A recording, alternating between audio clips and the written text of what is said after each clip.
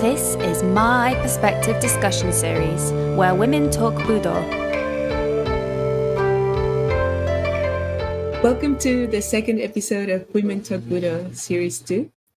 I'm Fran Torres and I'm here with my co-host Kathy Okada. How are you, Kathy? Hi, yes, I'm good, thank you.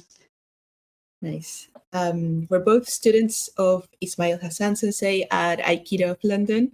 And if you're listening to this podcast for the first time, we invite you to go and check us out in YouTube, Spotify, and Instagram.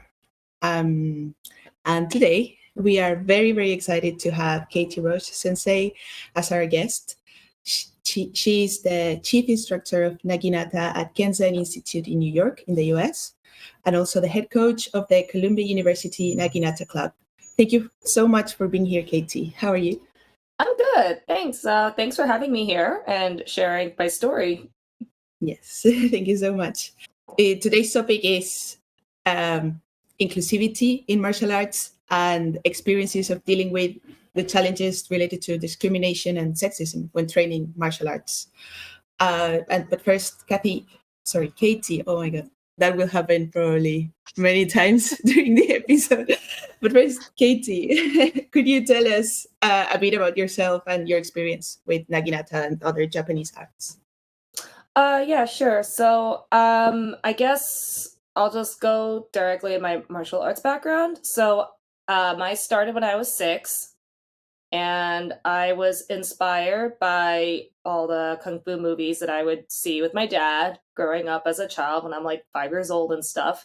And my family, I had uncles and everything play video games like Mortal Kombat 2, a lot of those old 2D games. And I just always was impressed by how these characters or the heroes in these shows would, be able to fight back injustice. And the thing that was, I guess, I didn't realize it as a child, but I think I realized it in hindsight, was that I think I was impressed that they were able to do it without any magical powers, which was in the extreme of what I would see in cartoons, for example, right? And I was like, oh, I want to be like that. But then even at a young age, I noticed that those heroes were always men. And I didn't identify with that. And so I wanted to change that perspective and sort of say, okay, well, women can do this too. I wanted to show that, okay, women can also be in the limelight and do this. And so that's what got me started in it. Just to be a role model from that perspective. And that is what started the whole thing, to be honest. And first I started with jiu-jitsu, and after school, it's like one of those, not sure how it is over there in the UK, but in the US, there's a very common thing called after school, which is what parents do, where after school ends, then parents can sign up their kids up for, some activities that are usually not academic. They're more like the fun or like, physical activity, really activities. Well, we have like after school clubs here, that kind of thing. Yeah. Okay. Yeah. So basically that. So, but as you can imagine, it's like always very temporary. It's kind of put there so that, there's extra daycare for kids for working parents. Right. So, it's not the same thing as being in a dojo and trying to immerse yourself in like a different alien community, right? So I was put in a jiu-jitsu program there a few months, but I still wanted to do it. And then my parents and my brother were walking on the streets one weekend, and then we found a karate dojo. So I started there, and I was 6. I was still really young, and then that's what I wanted to do. And that continued. I did karate for a very long time. And then when I got older, like around middle school, I started to see that, there's probably more out here. Or to be frank, I just got bored doing the same thing over and over again. And so I wanted to see other stuff. And so then I did kendo. And then I also heard about Naginata, this random thing from my grandmother, my maternal grandmother. So my mom is Japanese, and she's a Japanese national. So she's like from Japan. And then my dad is American. He's white American specifically. So my mom's mother first mentioned the word Naginata to me. I thought it sounded cool. And also I was intrigued. I was like, I think 11 when that happened. And so then she took like the broomstick and then it was just like, did some kind of movement. I can't really remember. And so I Googled it with my 11-year-old middle school Googling research skills and try to find it. And I was like, oh, this kind of looks like kendo, but like with the longer stick. Interesting. Couldn't find a dojo. I did Kyudo, then I did a little bit of Kung Fu when I was a senior going into my freshman year of college. So I did that. But I basically started Naginata when I was 16, going on 17, and it was like going into my last year of high school. And I basically was just researching things to do. The catalyst for searching harder for Naginata in New York was basically breaking up with this guy I really liked. And then, there's a saying in the US, I don't know how it is in the UK. I know in Japan, there's a saying like when you go through a heartbreak, you get your hair cut, right? In the US, they usually say like when you go through a heartbreak, you do something new. You try something new and like, to try to you basically use it as therapy to get over somebody, I guess, rather than like turning into something different. So I thought, okay, yeah, I should do something new. I'll search this Naginata thing again. But this time, when I searched again, I did find the US Naginata Federation website, and there was a seminar, like a US championships, and it seemed like a big thing. It was like a 30th anniversary, I think, of the organization existing here. And it was in like it was in a town that was very close to where that boyfriend lived. So I basically was like, oh, maybe I could just accidentally bump into him or something, so I used that as an excuse to see if I could see him again, but then I didn't end up seeing him again. And in hindsight, I realized that that was probably one of the best things to happen to me, because that person didn't lead me to him. He led me to Naginata, which was honestly the more important thing in the end. And I kept going with it because I just never got bored. I think it's like very simple. It's nothing deep. It's not that deep as how Gen Z says it. Okay, it's really not that deep. I just was never bored of it. I kept going, and that's really it. Yeah, and then I just had a point where I was like, no, I don't like these other things that I do. I like Naginata. I'm not bored of it, and this is it. So I just kept going, and that's pretty much that whole journey. That's super. That's fun. It does happen that you start an activity because it's nearby, because of convenience, because of heartbreaks. Like there's so many reasons that can lead you to try something. I think a lot of people don't admit it, or like they just say, I don't think anybody says, oh yeah, like I started it to chase after a boy. Like I don't think I've met anybody that's done that. I've heard about like guys joining things to chase girls, but never the other way around. So I'm one of those. Yeah, I mean, to be fair, I one reason that and led me to try Aikido as well was the uniform, the hakama. I thought like, oh, that's that looks a common so cool. thing. I really want to wear that. See, that's very common, and I could understand. Yeah, the aesthetics, totally. But no, I did not care about the hakama. Is cool, but that was literally like the secondary, tertiary, or way down the line compared to the reason I started Naginata. So, yeah, interesting. Could you tell us a little bit about how did you become a teacher, and how you started developing your approach to teaching Naginata?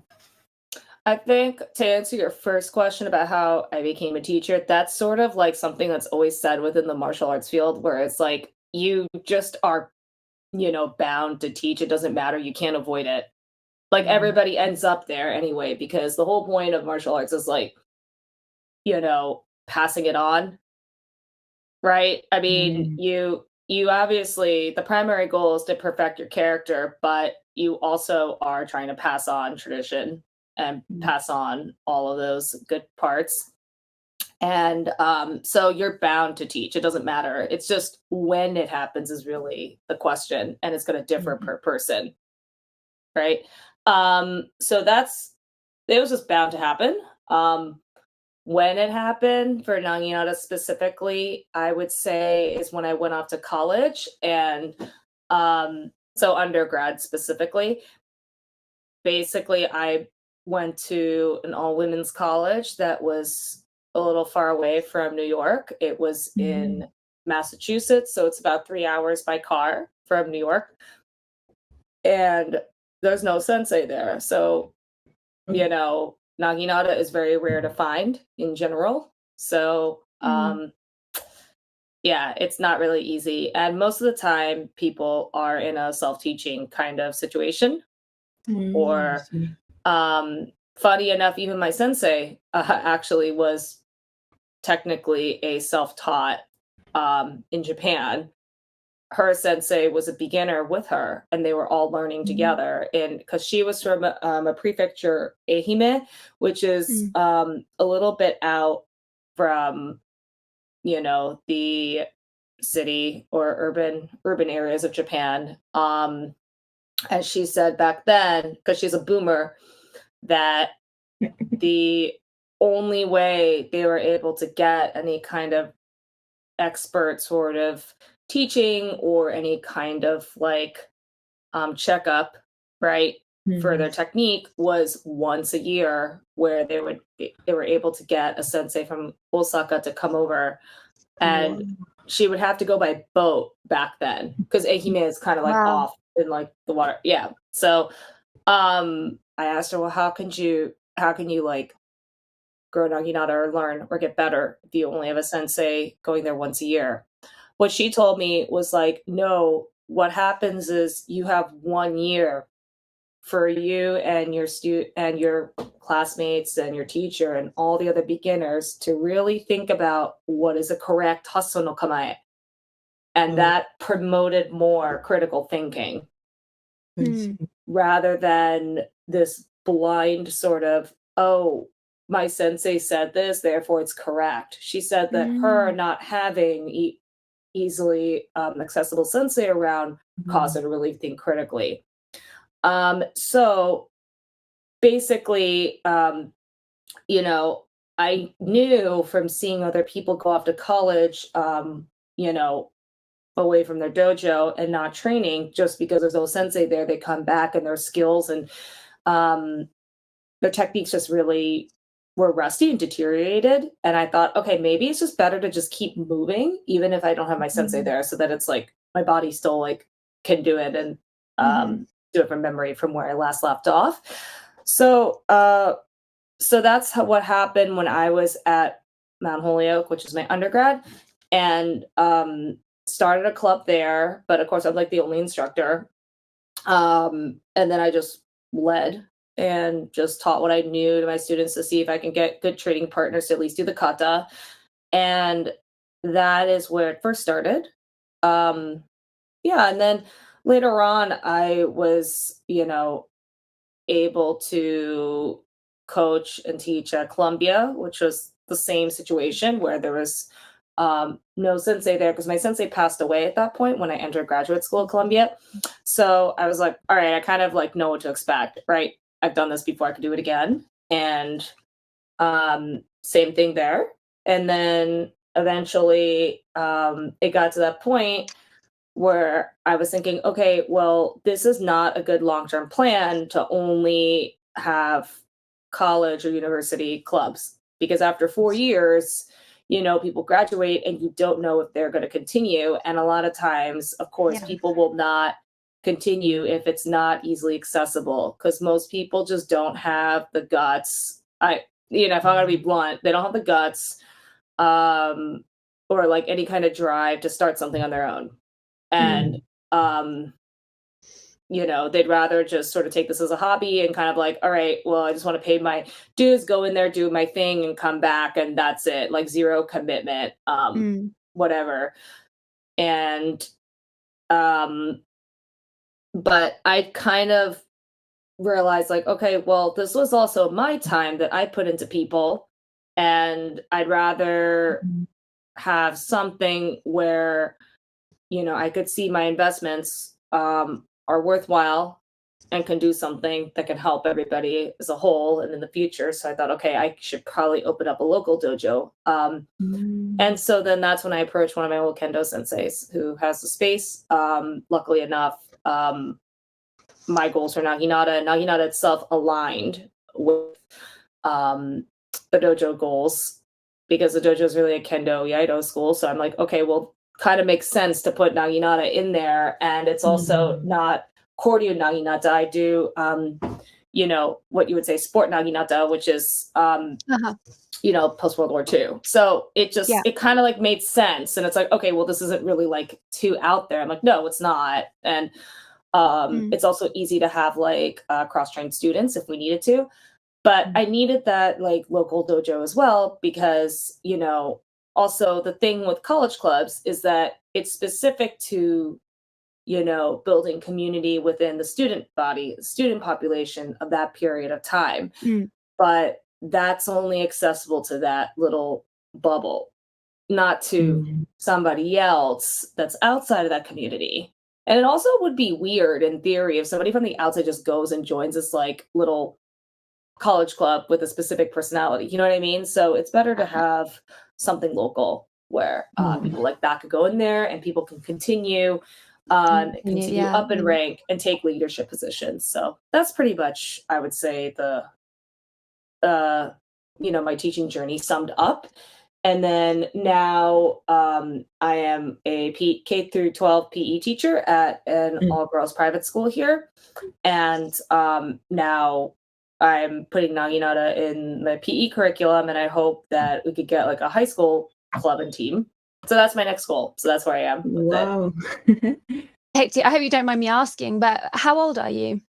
Oh, I'm 36. Oh no, I just turned 37. Shit, I'm old. Ha ha! I forgot how old I was. I just turned 37 like 2 weeks ago. So we're very similar in age. Then I'm 35. And so I was curious, like, because really you are. I mean, it's interesting. Fran and I were having this conversation before, because you're Godan. Is that correct? Yes. Yeah. And so you're fairly high ranking, and you're also fairly young, relatively young as a teacher. I mean, perhaps I'm wrong in terms of Naginata. Perhaps that's fairly usual. But I was interested in your in the challenge. I mean, you've touched on it a little bit already, but there are some of the challenges you might have faced being a kind of relatively young teacher. And as you said, the rank helps, because then you have this, you know, undeniable on paper, like, you know, what's the position? Authority, right? or status. Authority, exactly. Yes, exactly. But I was curious about that, about any challenges you might have faced. Me being a professional teacher, you have to learn how to be comfortable with that confident authority figure, which most of the martial arts teachers, especially outside of Asia or outside of Japan, aren't used to, because they're not professional teachers. So to give a little idea with the Naginata world specifically, in Japan, because Naginata is about, I think it's now what, 93% or 92% female practitioners. Before, we used to be 97 back in the early 2000s. Now it's sort of reduced. I think now it's like 91%. The typical demographic are females, and that are also PE teachers, actually. So I'm like, I guess, trying to see what that kind of person would be like in a very different country and culture, right? Because I'm like a PE teacher, and also doing Naginata, which is traditionally a women's martial art, I would say. I think it's easier for me to sort of do that, right? But a lot of people are not educators, and they're not specifically classroom educators. And I think being a classroom educator definitely makes things easier because you have to be confident in what you're saying. And, you know, it's always going to be a thing where you're going to have students try to question you. It's, I don't know, like, I don't think it's a big deal. But a lot of people, their little fragile egos get so butthurt when, like, somebody asks a question and they're literally asking it because they don't understand it or they're confused or there's something, you know? And I don't know, I think that, you know, it's interesting when people, like, get so they flip out and they think, "Oh, this person is being disrespectful, not respecting my authority by asking a question." I'm like, really? Like, I don't know. I find that the questions, especially the ones where I don't know the answer to off the top of my head, I think those are interesting, right? And one of the things that, like, my professor said during my master's was, you know, "Oh, if that happens, just tell the student, you know, I don't know, and I'm going to look that up." And that honestly is a very good way to put it, because you don't lose your credibility by not knowing. That's something that people don't realize and they don't say often. But honestly, yeah, if you tell your students, like, "Oh yeah, you know what, that is really a good point, hold on, I'm going to go look it up," it doesn't like, again, question your credibility. It's just it validates them, and also it just makes it more interesting for you, right?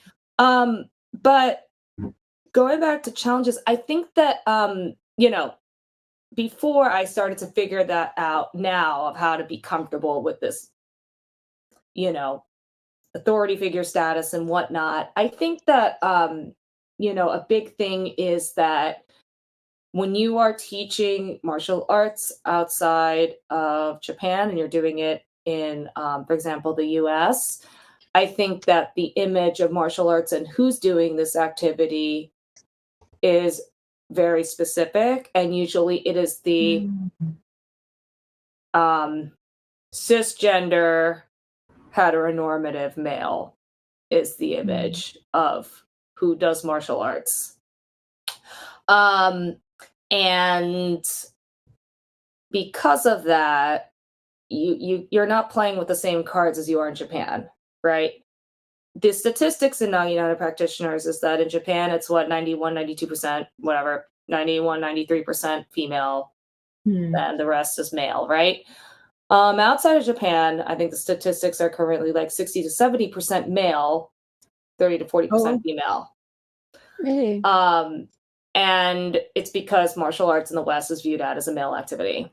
So that's like a social construct that I think I've had to deal with. And a lot of times people, interestingly enough, both inside of the Naginata community and also outside Naginata communities, but in other martial arts, there's a lot of internalized misogyny.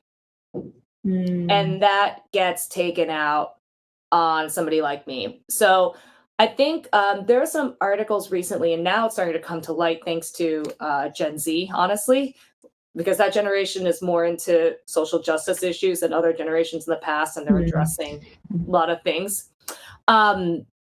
Is that, you know, in the workplace, they've done the study that apparently when you have a woman of color as an authority figure, right, or in this like managerial status, that they're perceived as being bossy and not friendly and cold, right? But if it's like a white female, right, or if it is like a white male, like it's, if they are giving orders and they're being you know, I guess being bossy, right? It's not seen as being bossy. They're being confident and they're, you know, they're very secure with themselves. So it's very different. So you're playing with that sort of thing. And I've unfortunately had that placed on me, and that's made some things difficult.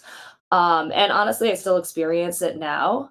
But there's a lot of that's subconscious, and people don't realize that they feel this way, and they're getting a reaction to me just existing as being offensive.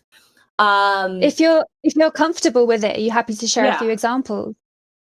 Yeah. I'll just say this right now. So I think it's hilarious. It's also hilarious to see the hypocrisy that's like involved in this, where it's like, I think what's another thing? Like within the Naginata Federation, right? I think the statistics are changing now. I think back when I started in the early 2000s, there were more cishet white males doing Atarashi Naginata. I think now it's a little more diverse. And but again, when I started, it wasn't such a diverse practicing population as now. I think it's like I've had comments, or people wouldn't say it to my face, of course. They would always say it like behind my back, right? Because they're so, you know, courageous, right? But like basically, I would say things like, "Oh, that I'm like not respectful," and that I don't know. I think like they would describe me as abrasive. Oh, that was another word that like people describe me as abrasive, and that is something from like those studies that I mentioned where women of color in the workplace are described as abrasive because they state an opinion, right? Like if it literally what I said came out of somebody else's mouth that was from a different background, I don't think they would be as emotionally affected. It's it's like so weird, but it's annoying. And do you think, Katie? Yeah. This has been my experience. I think that being Asian, there's a stereotype of Asian women that they're kind of very, very polite and very kind of submissive and stuff. And so if you don't fit that, it's quite shocking to people. No, I so think it's I wonder if that's 130%, and that needs to be said out loud. I've gotten it's like it's really funny too, because I especially see it when I'm going to like generic martial arts events, and and I'm invited to go there. I bring my students, and then some leaders and teachers that are especially, I mean, it's basically cishet white males, which is the most common demographic of doing martial arts. They're like just so nice and polite to me at first, but then a lot of times I do feel this like little like air of like, ooh, this fetishism. Honestly, it's not like the Asian fetish thing, but it's more of like, oh, this image of this like very polite, quiet, well-behaved, subservient Asian female, and I'm just like, and I'm just going to be professional, and, polite like anybody else when you're a guest anywhere, and also, I mean, Budo does emphasize etiquette, right? So it's not really nice to be rude, right? So I'm just going to do that with anybody else. But it's like the second I just am very firm about what I want to do and what I'm specific about, they're just like, oh, she's just like, so she's like not open minded. It's always like, it's either her way or the highway. I've gotten that a lot. I said, really? It sounds like, I think it's more like, wow, it seems like we have a lot more in common than you realize. That kind of thing. But it's really more like, okay, it takes one to know one, right? And then if I bite back like that, they just like flip out. And I really do think that if I looked differently or was different, then I wouldn't have gotten such like a violent reaction. So I am trying to just change that. But honestly, like the unfortunate truth is that there are a lot of cowards in martial arts, and they do it, to become brave. And I'm like, cool, that is what, Budo is trying to get you to do. They're trying to get you to become more courageous and brave. But like, unfortunately, there's a lot of toxicity involved with that. But yeah, I do agree there is something with like that Asian female sort of thing. And I think that is a source of like a lot of my issues that I face even today.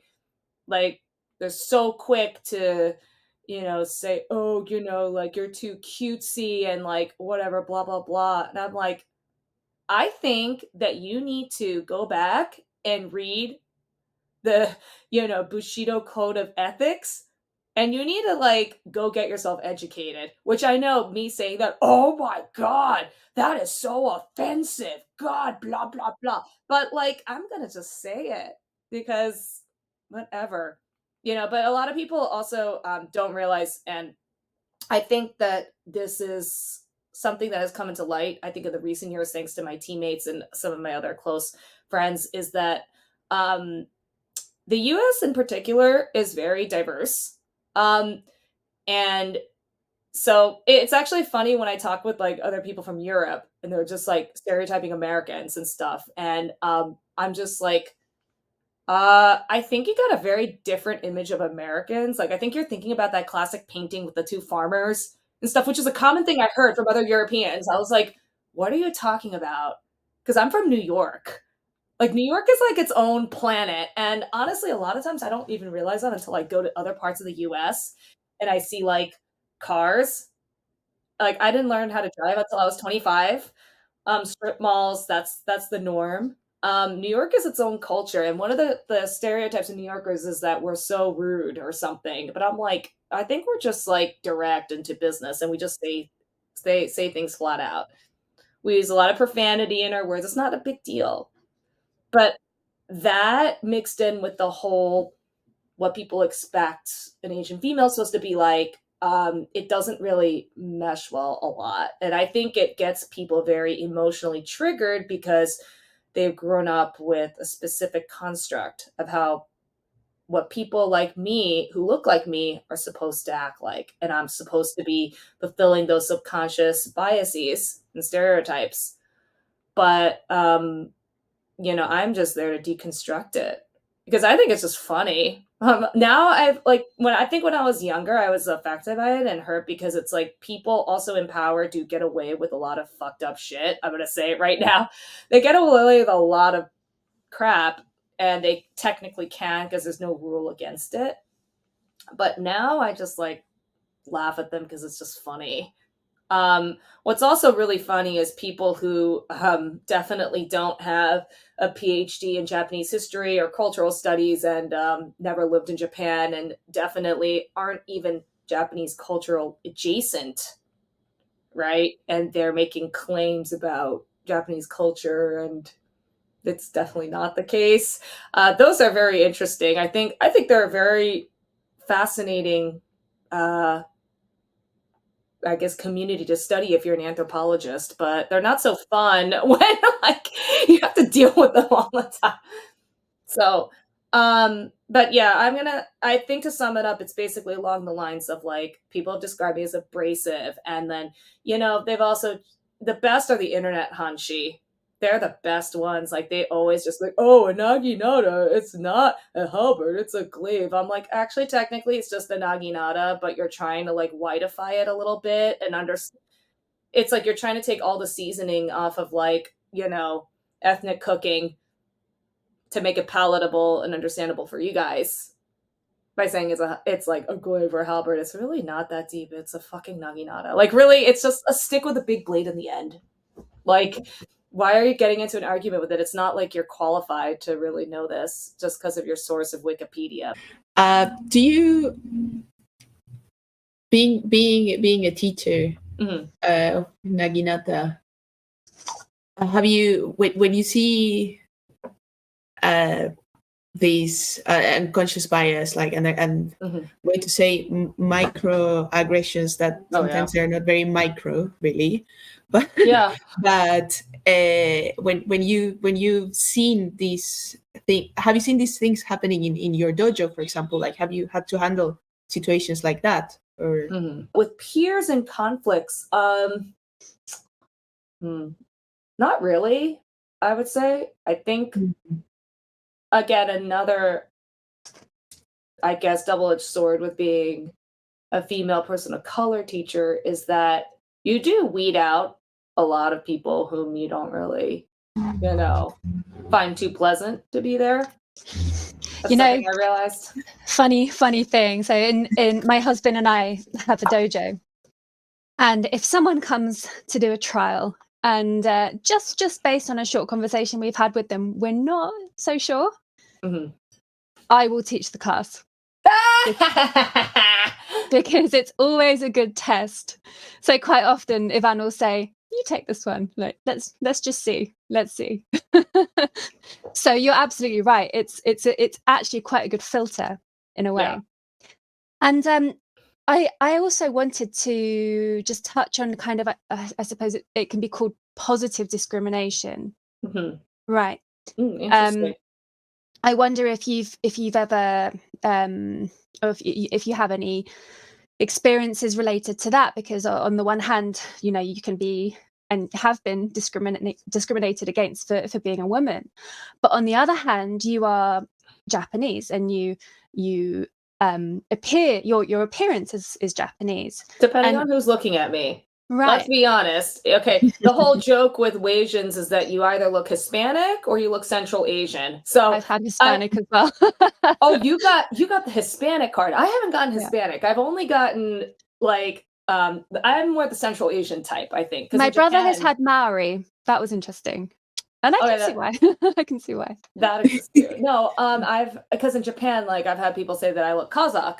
And then somebody said I look like this Kazakh volleyball player. And I'm like, oh, okay, I could see why, you know. But yes, it depends on who's looking at you. But I get your point. Yeah. It's like, so if we're talking like in New York, for example, in the US, it's like, do you think that in some ways you can be given more credibility because they think they look at you and for example,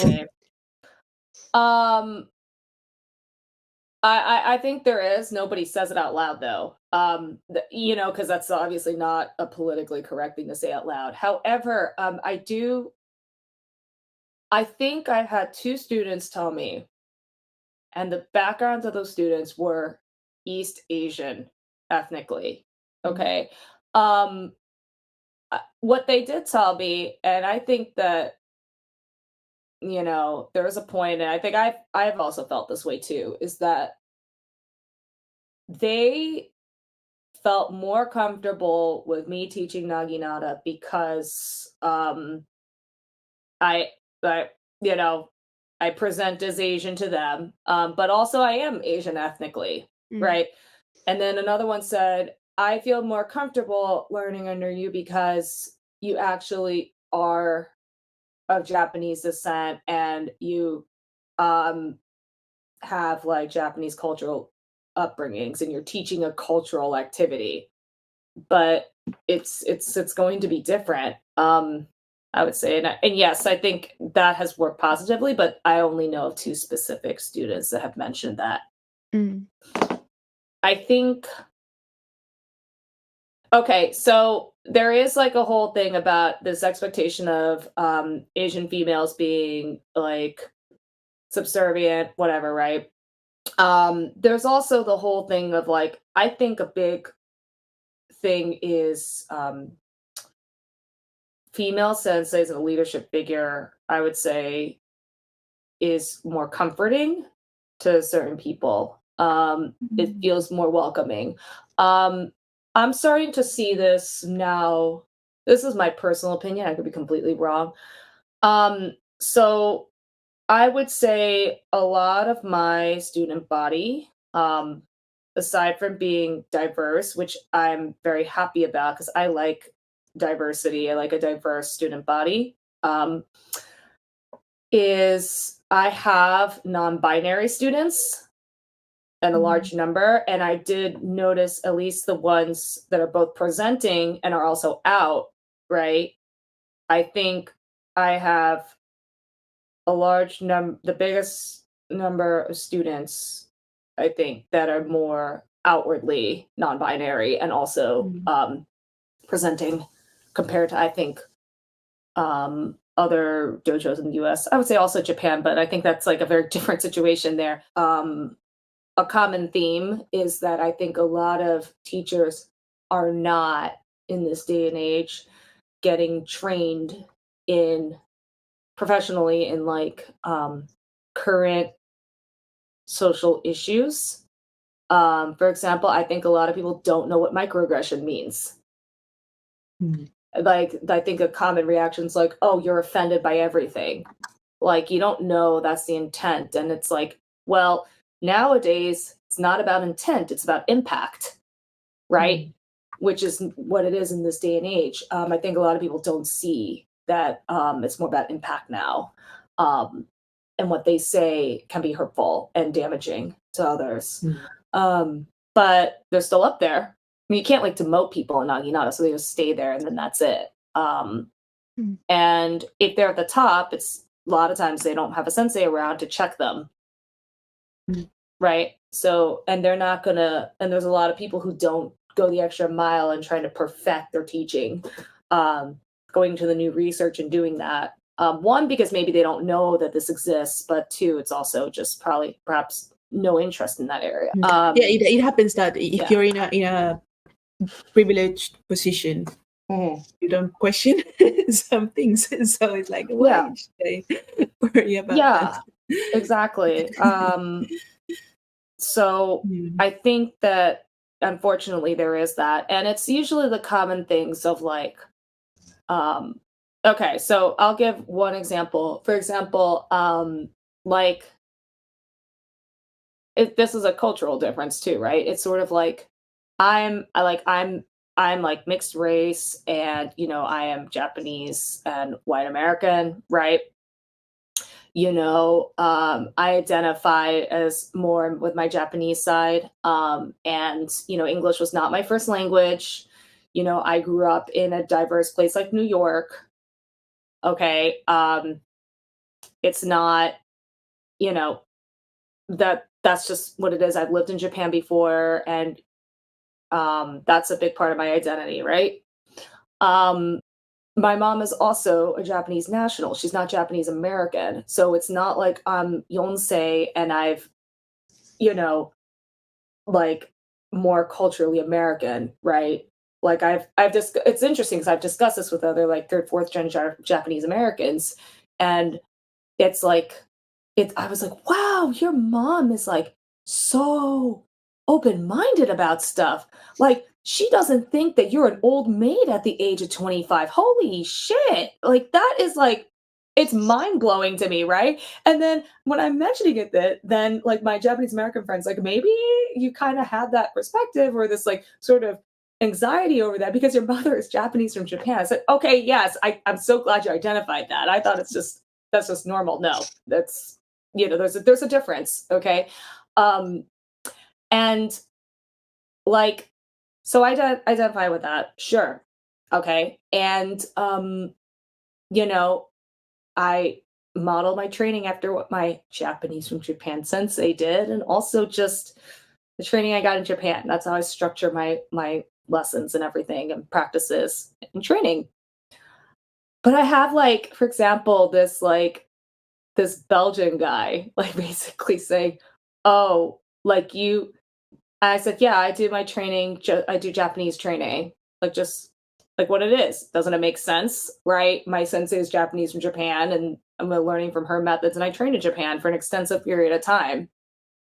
I copy the stuff there, and he just says, "Oh, like Japanese." And I'm like, "Excuse me. First of all, like you're the least qualified person to like Yelp rate the authenticity of this like." Of this Japanese training, okay? This isn't a fucking Japanese restaurant and you're not like a Google Yelp reviewer, okay? That's the first thing. The second thing is like, honestly, I really doubt, judging by his background and just knowing this person, that he doesn't see how offensive and hurtful that kind of comment is to somebody of mixed race on so many layers. That's another part that doesn't get talked about. That is like so offensive and hurtful. But of course, if I say it like somebody else, if they don't share the same background as me, and to be fair, there's not much research about the experience of mixed race Asians now starting to come into the light, but it's more in a casual setting. And there's only just publications in the recent few years, actually. They'll just be like, no, you're being too sensitive.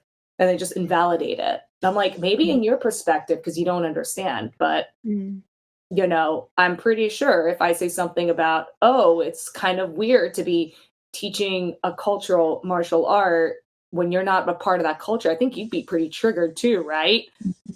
Yeah, it's that kind of thing. but a lot of people just don't have that background training in it. And just sort of say it in the podcast, why is that offensive and hurtful on so many levels? Okay, so in case you didn't know, if you are mixed race, okay, a common theme of something that happens is that you are not accepted by anybody, and humans are creatures that want to be accepted by a community, and you don't feel accepted anywhere, and you cannot like mask yourself on situations, right? You're just always an outsider, not accepted, and you have a very hard time finding out like, who am I and what is myself? What am I, right? And the identity is not, the identity is not a given. Like if you're born somewhere, look like all the people who were born there, you have your roots very clear, so access to your culture immediately, etc. You can draw from so many things, but if you don't have that, it's kind of it's hard work, like it's an extra step. And it's like, first of all, it's sort of like how dare you say that? Second, you're not qualified to say that. But of course, if I say it, they're going to say, oh, I'm an abrasive female. And I think the best quote, which I'll never forget, and I'm always going to hold this in my back pocket, is I've had a high rankings teacher here in the US talk about how taking a photo with a rabbit and a trophy is so offensive on so many levels. And what this person said to me on the phone, who's a guy, was that people who are Japanese and of Japanese descent found that photo to be offensive to me. And I was do a survey or something. How offended do you feel? He just asked people who are like ethnically, I don't know, I guess full Japanese or whatever. But it's just like that there was such a stupid comment on so many levels. What was the picture? Oh, I'll tell you, it was the biggest scandal of my life. Somebody got offended because I took a photo of a trophy that I won in the US Championships with my rabbit eating oats out of a trophy. I know, but you want to know what's funny? Some of the top players in Japan found that photo to be so cute. It is a cute photo, but somebody got triggered. You know, it's perspective taking, right? But this person who told me that apparently was lecturing me on Japanese cultural perspectives on rabbits and trophies, or little lagomorphs and trophies. He said that apparently people from, my ethnic background finds that photo to be offensive. I didn't know that. I mean, but this person thought that he could lecture me on that. I'm like, and this person also, to give context, is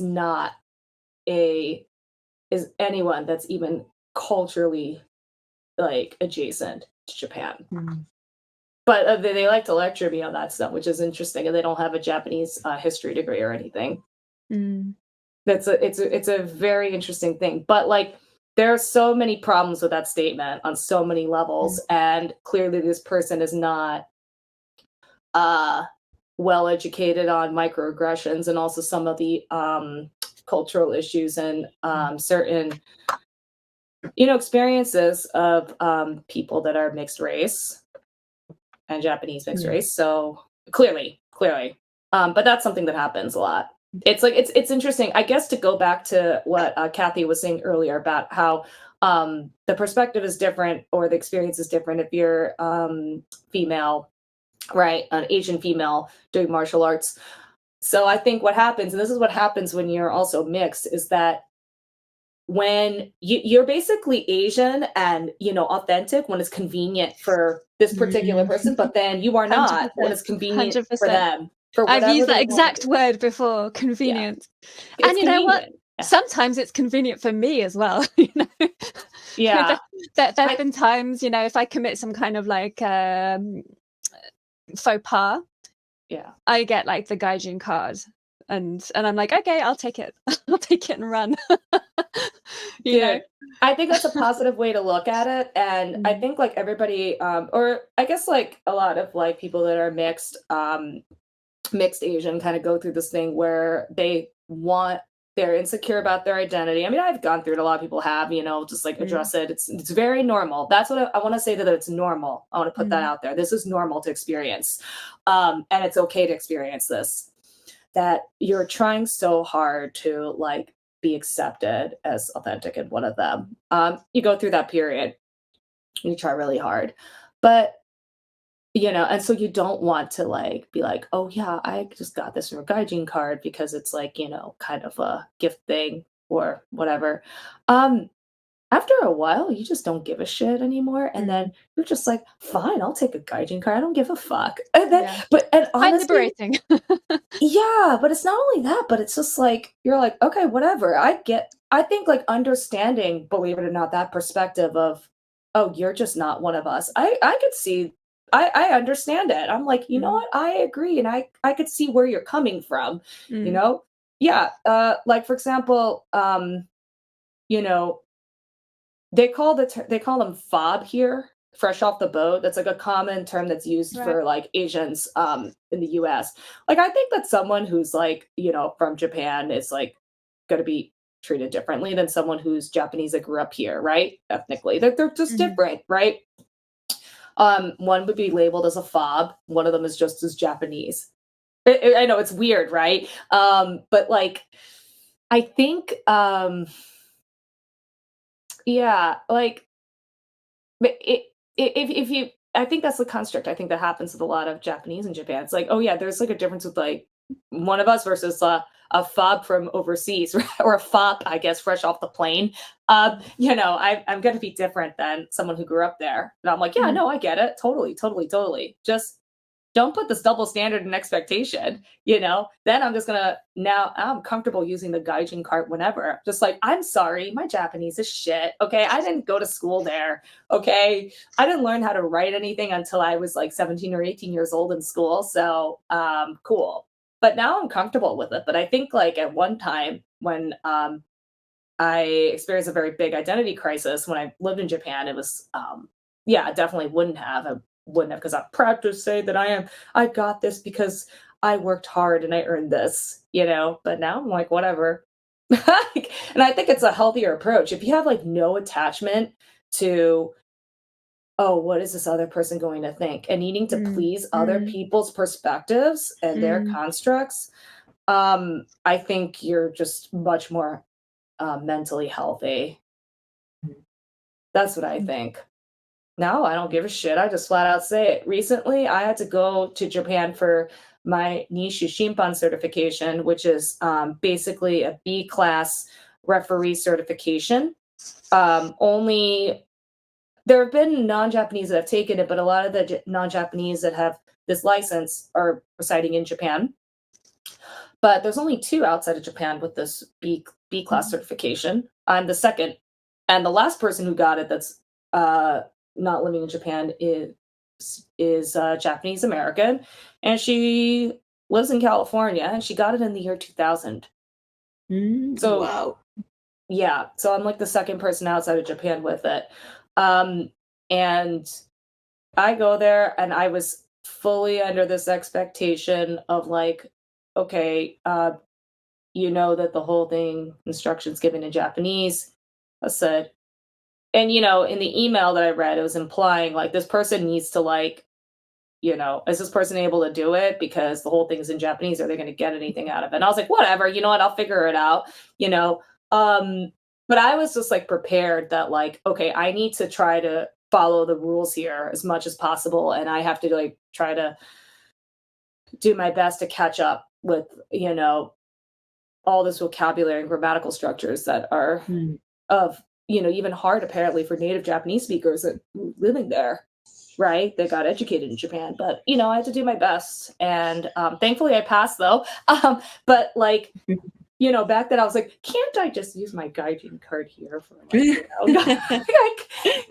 no.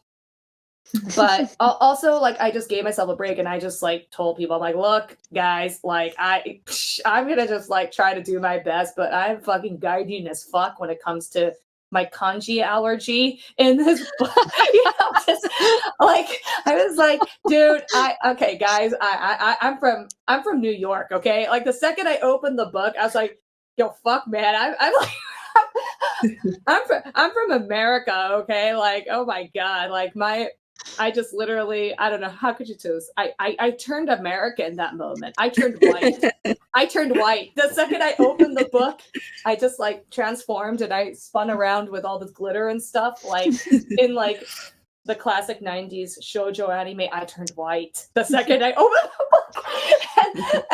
But I was like, all right, you know what? That's true. I've actually, you know, I'm like not Japanese right now. I'm like them in this context and I'm okay with it.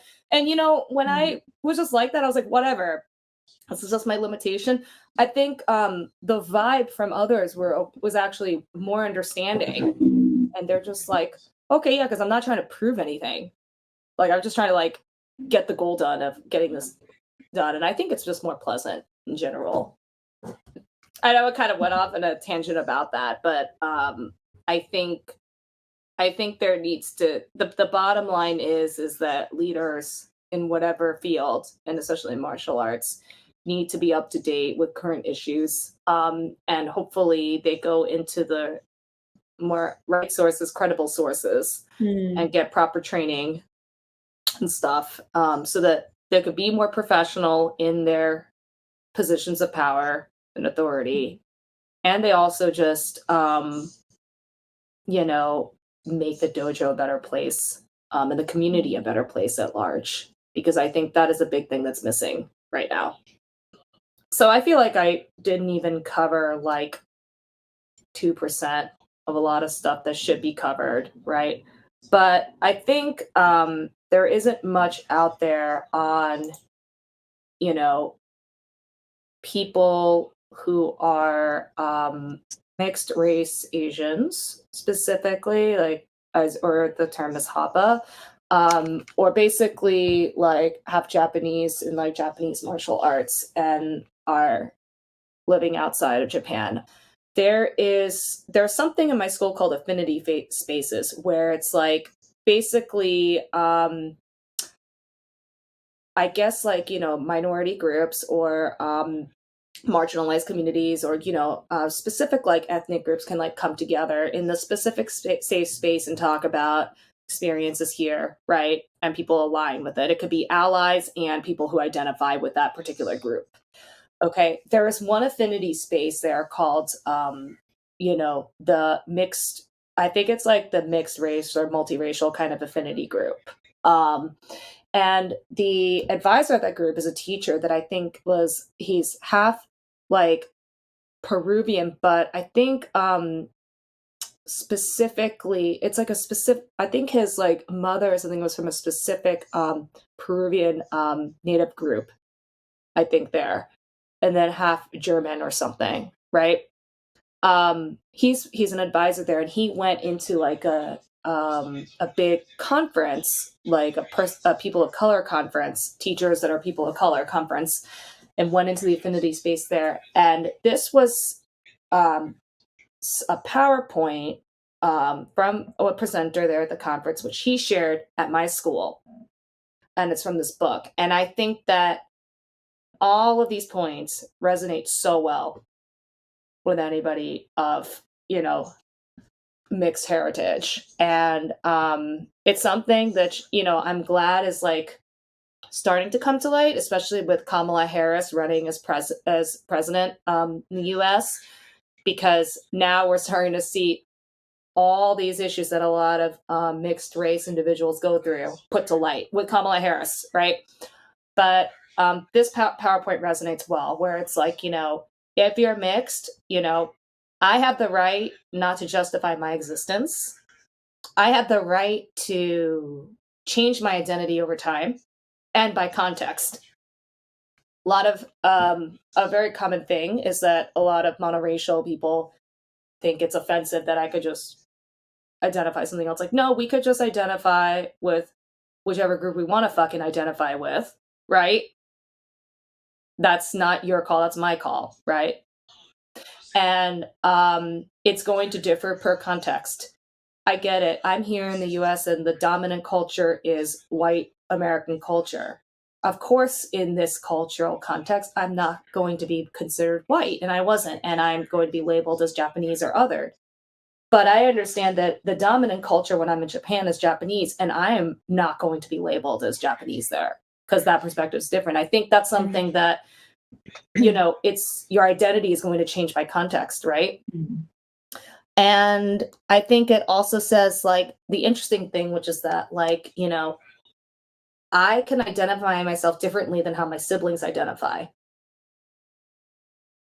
Yeah. Mm. And, could be different than how your parents identify you as. And I'm going to be different than maybe a stranger will identify me as. And, in the context of Budo, my students may identify me differently too than how I can. But that's something that needs to be put in the light here. Mm-hmm. One point is very interesting, and I think, well, all of them are related to what you've told us, but it says, I have the right not to be responsible for people's discomfort with my physical or ethnic ambiguity. And it's like precisely the entitled people who feel like they can say whatever they want about your upbringing or how you should be performing. 100%. And I think that that's something that needs to be said out loud here because it isn't said enough out loud. And the only thing I can hope is that the younger generation, when they get into leadership positions, which hopefully happen as martial arts is supposed to get passed down, is that they're more aware of the points in the slide. Like, you know what I mean? Because if they're not, the dojo is not going to be like a safe place for certain student bodies. And so the question I'm about to ask you, I mean, really would be, I think it could equally be another full-length episode, so we'll just touch on it now, if you don't mind, is perhaps the flip side of inclusivity, or the topic we're talking about. So like, what would you say? And again, it's difficult, but I'll have to keep it. We'll have to try to keep it brief if we can. What would you say to those who argue that martial arts, like specifically Japanese martial arts, fall into a category of things that are traditionally exclusive? Love that question. And should it be kept that way? Is Naginata for everyone? So perhaps those are two different questions. Actually, they are two different questions. Naginata is for everybody, if as long as you want it to be a part of you. That's the answer to the second part. It's very simple. Is martial arts being exclusive? It's funny you say that, but if you really wanted to be traditional and super exclusive, I mean, that means we wouldn't have martial arts outside of Japan, right? I think like there's that movie. Do you guys know that movie Dragon, a Bruce Lee story? It's a very old movie in the 90s about Bruce Lee's story. That was a whole topic there, about like how Bruce Lee got a lot of crap for teaching martial arts to like non-Chinese. And he was more pioneering in that time. And he said, what's the problem? I don't see the problem, but he got in a lot of trouble for that. Now it's not the case. I think that it is exclusive, but inclusivity and exclusivity changes over time. What does that mean? In Japan, uchi soto, that group, right?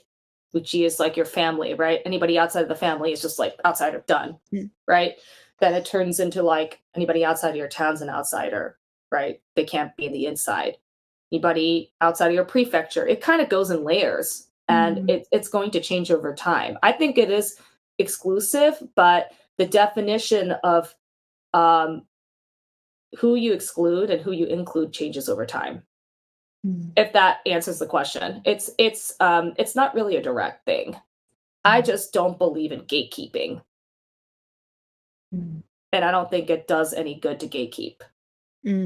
And for this day and age, and at least what I could speak about with New York, you know, culture, New York and American culture, is that we are living in a time where being inclusive is the direction you need to go in if you want to survive and grow something. That's what I'll say about that. Thank you for that, Katie. And we have our final question, which is, why do you practice martial arts? Why do I do it now? Remember, motivation changes over time, right? Right now, in the last year, what will make you practice in the future? Like, what do you think?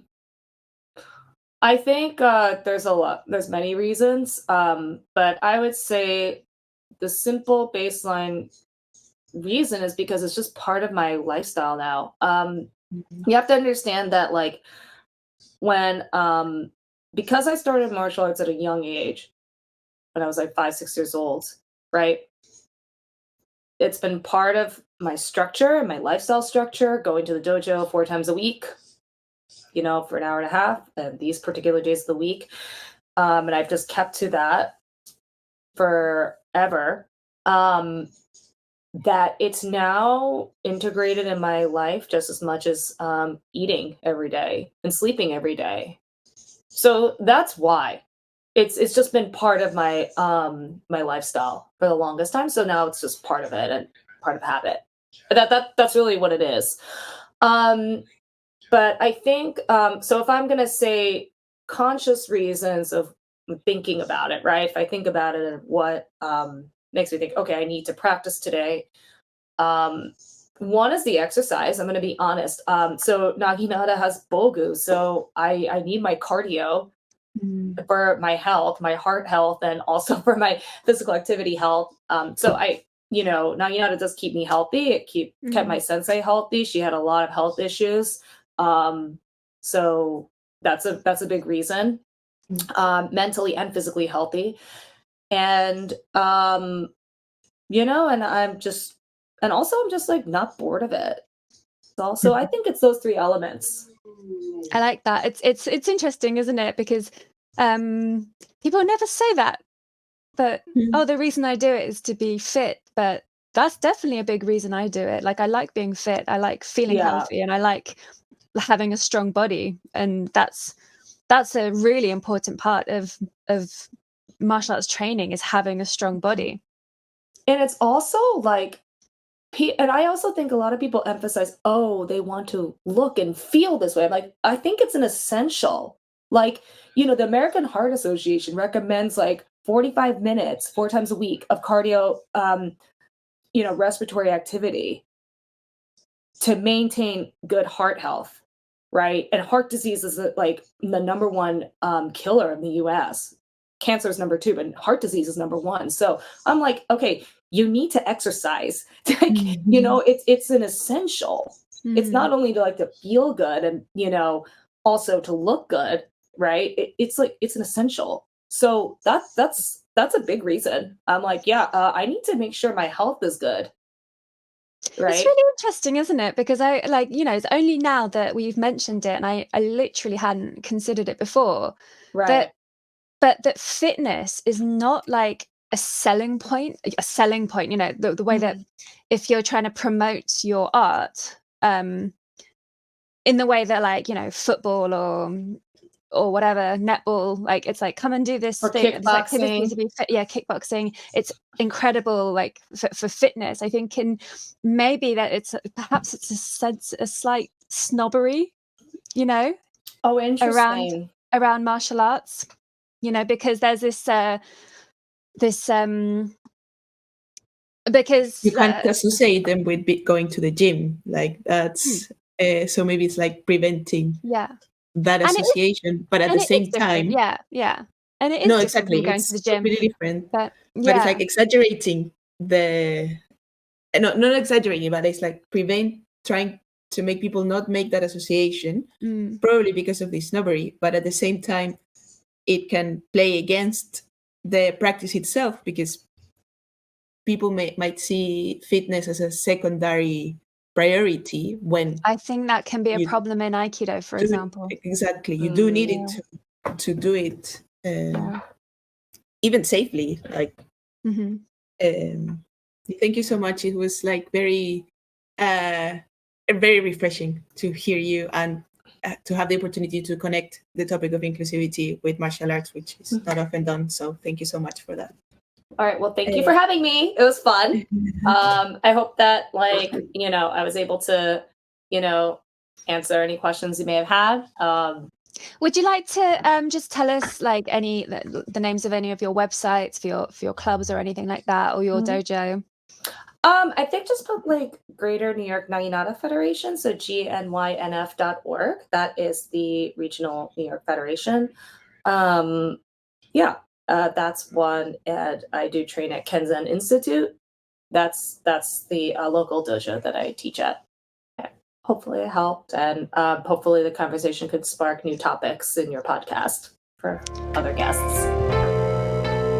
You've been listening to My Perspective, where women talk Budo.